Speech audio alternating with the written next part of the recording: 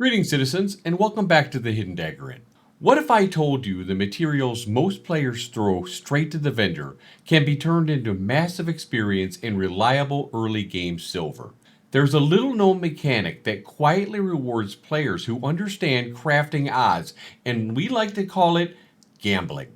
Fair warning though, once you start doing this, it's addictive. Honestly, it's worse than drugs. When you're starting out in the world of Vera in the early game, basalt, granite, and sandstone really kind of feel like dead weight. And here's why.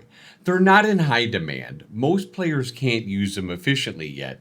No settlement has reached level 3, so players don't have real access to a functional market. And transporting and listing low value stone, even through global chat, isn't worth your time.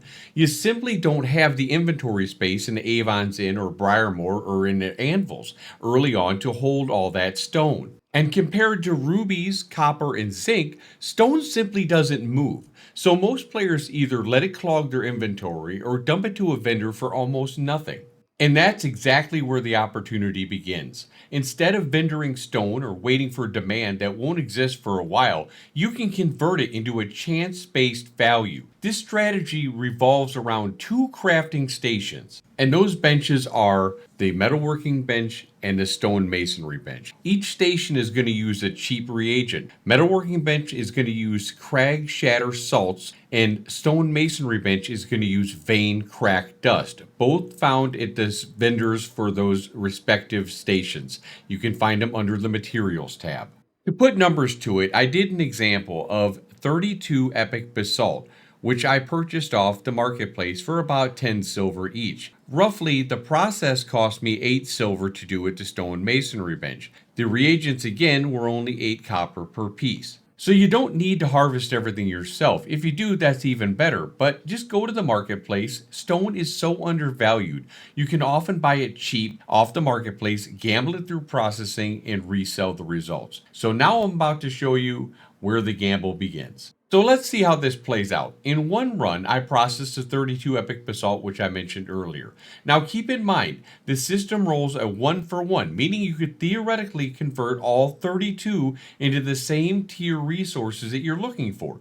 But RNG in this instance had other plans. Out of those 32 epic basalt, we only rolled 6 epic rubies. We absolutely got boned by the RNG. The house won that round for sure. Epic copper or ruby selling for 50 to 60 silver on the marketplace. That price gap gives you a real chance to improve your cash flow even if the RNG doesn't fully cooperate. Not to mention you get sand and or stone fragments that you can sell for silver as well. So in that example, we spent about 3 gold and 20 silver buying those epic basalts. The 6 epic rubies that we had sold for about 50 silver each, which comes out to 3 gold. That doesn't include the sand and other stuff that we sold. So on top of that, we pulled out epic coal, which you can also use later on in the smelting process, which will be very valuable. Or you can use it in commodity crates for high rarity crates. So as you can see, even on a bad roll, we essentially made our money back and broke even. That's the floor. Here's what really makes this strategy insane.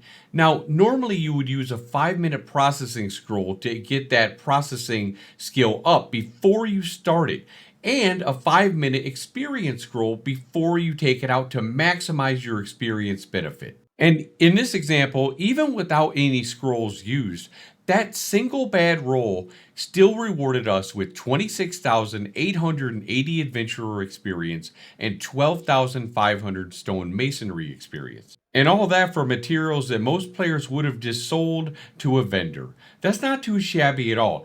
You can also take it to the next level, and if you're trying to level up early game, you could just simply process 250 regular stone, granite, or basalt. It won't cost that much, and you'll make 20,000 plus experience, which is great early levels.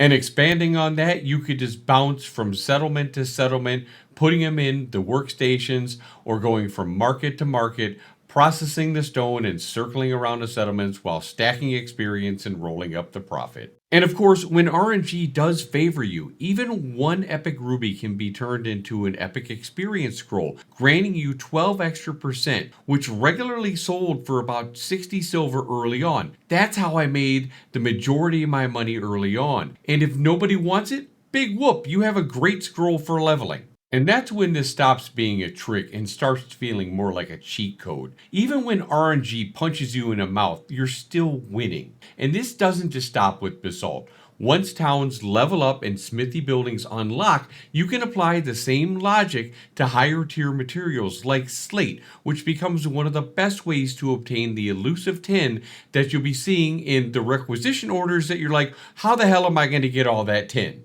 And when you're talking those next tier, it's the same system, the same gamble, but even bigger rewards. So if you're asking why this works so well, it's because stone has almost no opportunity cost. Reagents now are cheap and affordable, and along with the processing costs are affordable. Even bad RNG often will result in break even. Experience gains that you're getting are massive. You level, crafting, and adventuring and making money at the same time. And like mentioned before, you can loot markets endlessly and it scales into rare materials like tin later on.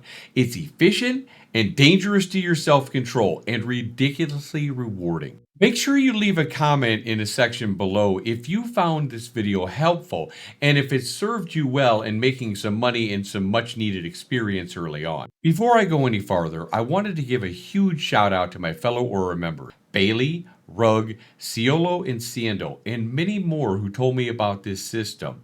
And while I'm talking about Aura, if you're looking for a good guild to join and you're a PvP minded player but well balanced overall, click the link in the description below and come check us out.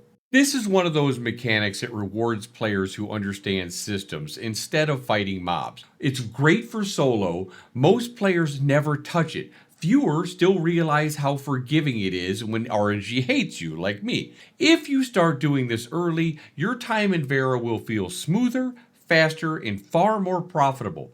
Just don't be surprised when you catch yourself saying, alright, just one more roll. Thank you everybody for watching, and as always, may your caravans find safe passage. Take care all.